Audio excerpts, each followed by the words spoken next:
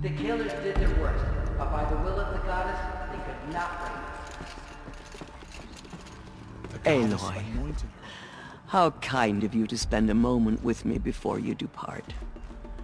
There can be no doubt now. You are a blessing made flesh, the will of the goddess incarnate. It's really not that simple, Tirsa. But I guess it's close enough. I know the path ahead will be dangerous.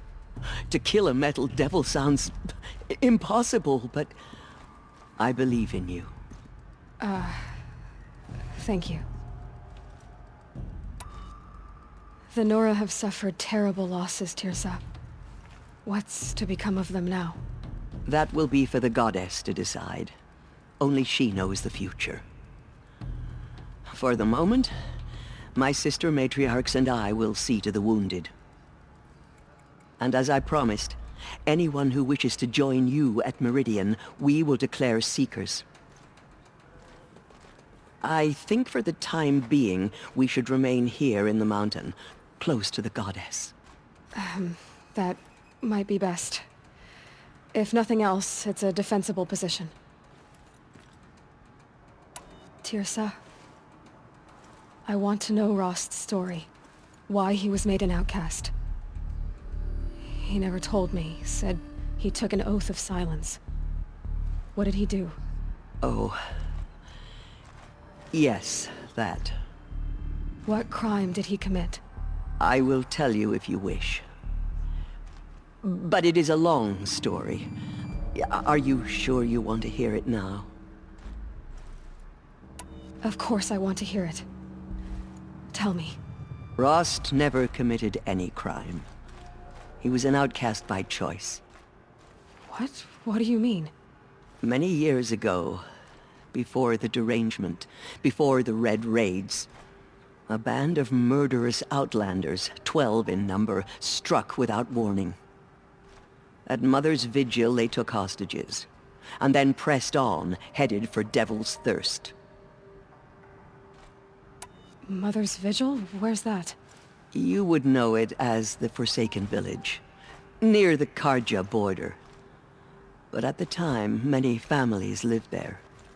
Rost's was one of them. His mate was killed fighting the Outlanders, and his daughter was among those taken hostage. His daughter? What was her name? Alana. She was just 6 years old. Nora Braves couldn't stop 12 Outlanders? Or rescue the hostages? It was quite impossible. We outnumbered them, but every time a Brave came within bowshot, the Outlanders killed a hostage. What did they come here to do? That was never discovered. We couldn't track closely enough to observe them. We know they camped beyond Devil's Thirst for 2 days. There were reports of strange noises. And then, as suddenly as they came, the Outlanders made their way back to the border and disappeared. What happened to Rost's daughter? She was killed? Rost was one of the Braves who tracked the Outlanders, keeping his distance. There were 6 hostages still alive when they reached the border. Alana among them. Rather than release them, the Outlanders slit their throats and left the corpses just across the border, mocking us. Why? Cruelty. They knew the faithful Nora would not leave the sacred land to collect the bodies, let alone pursue them. They thought themselves safe from our vengeance. Are you saying that Rost went after them? That he became an exile? No. Rost was beside himself with grief, but even so, he would never have broken taboo. Then what did he do?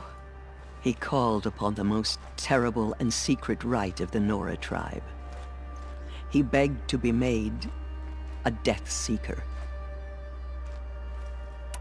A Death Seeker?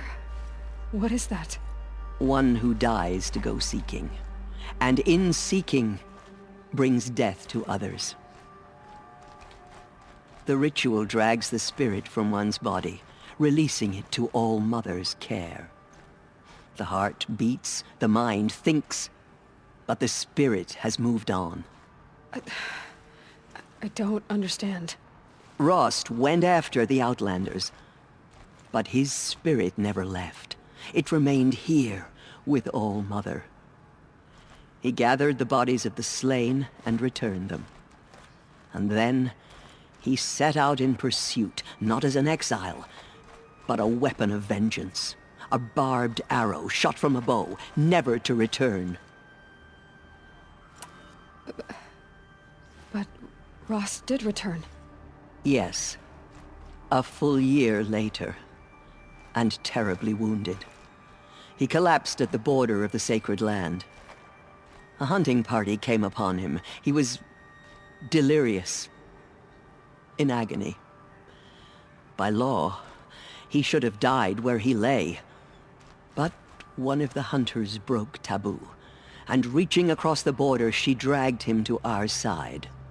Who was she? A brave who'd lost a mate and 2 sons to the very Outlanders that Rost pursued. So Rost never finished his mission. To the contrary, he killed all 12. Tracked them to disparate places the world over, he said. Meridian, Ban-Ur, the Claim, Utaru Land, further even, into the Forbidden West. The last he killed nearly got the best of him. Wounded, he stumbled and crawled back to us, hoping to die as close to the sacred land as he could. He never expected nor asked to be dragged across the border and nursed back to health. That was done to him, leaving us, the matriarchs, in a difficult position. Why couldn't you just welcome him back? Rost had been made a Death Seeker, Aloy. He no longer had any place among the tribe. By law, he should have been driven back out. But we couldn't bring ourselves to do that, so we offered a compromise. You made him an outcast. Yes. We offered to do so on the condition he never speak to anyone of this exception. After all he did, all he suffered, to be declared an outcast was his reward. Rost was overjoyed. He never expected to live another day in the sacred land, let alone the embrace, so close to the goddess. He resolved to spend the rest of his days in solitude, and was happy to do so. But then you found me, and gave me to him. Yes. Another compromise. The matriarchs feared you, and would not let you be raised by the tribe. And so we turned to Rost. I knew that he would take care of you, bring you up, teach you to worship All Mother and respect the ways of the tribe. He certainly tried anyway. You took a man who'd lost his daughter and made him raise an infant girl? Doesn't that strike you as callous? I'm inclined to think the course of events has shown the wisdom of our choice.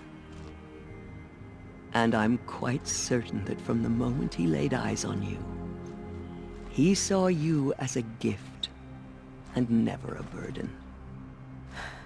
All right, Tirsa, that's quite a story. It's time for me to move on.